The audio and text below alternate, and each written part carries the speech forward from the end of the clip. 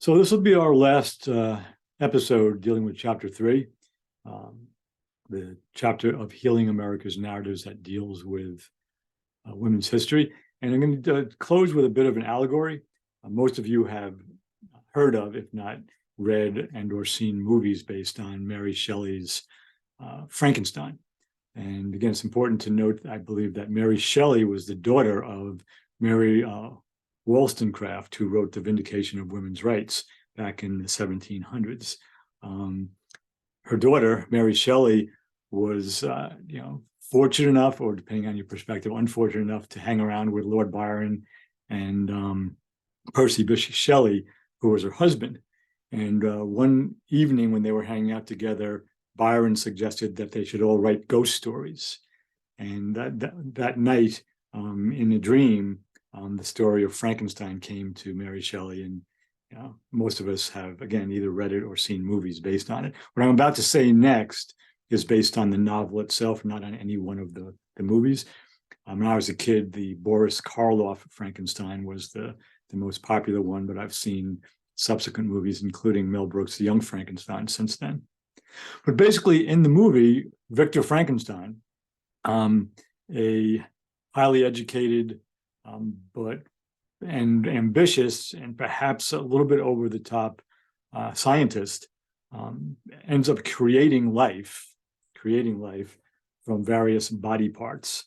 And the creature that comes to life is in a male form, has strength that's beyond what any typical male would have had, is hideous to look at in terms of human standards.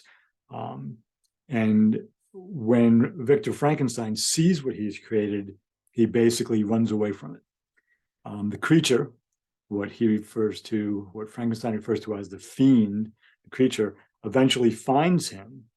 And what the creature wants is another like himself. He wants a relationship. Okay, he wants a significant other, we might say. And Frankenstein at first agrees to do this and then decides not to do it. And there's a lot more detail in the story. But effectively, a man, Victor Frankenstein, creates a fiend, a creature who's hideous to look at, has superhuman strength, but who's yearning for a partner, for a relationship. So this created man, right, is in touch with his feminine side. He wants someone to share with. And he even says to Victor, if you'll give me a partner, I promise to leave you and those you love alone, and I'll just go off with my partner somewhere.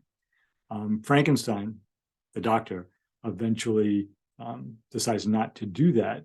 So the monster, the fiend, the one who wants a partner, goes on to basically commit himself to ruining Victor Frankenstein's life, and then his own. It was almost like, to put it in common parlance, it's a homicide-suicide type thing, where he wants to kill his creator, and then he sees himself as a fiend, and he decides to take himself out of the picture as well. And that's a gross oversimplification of the novel, but it's there. So I highly recommend reading it. And I don't remember enough about each individual movie to say how well they capture the essence of the book itself.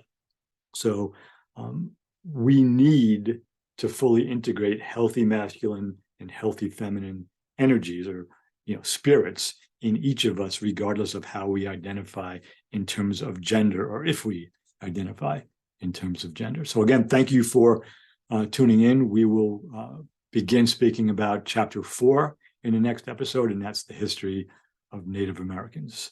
I'll see you the next time.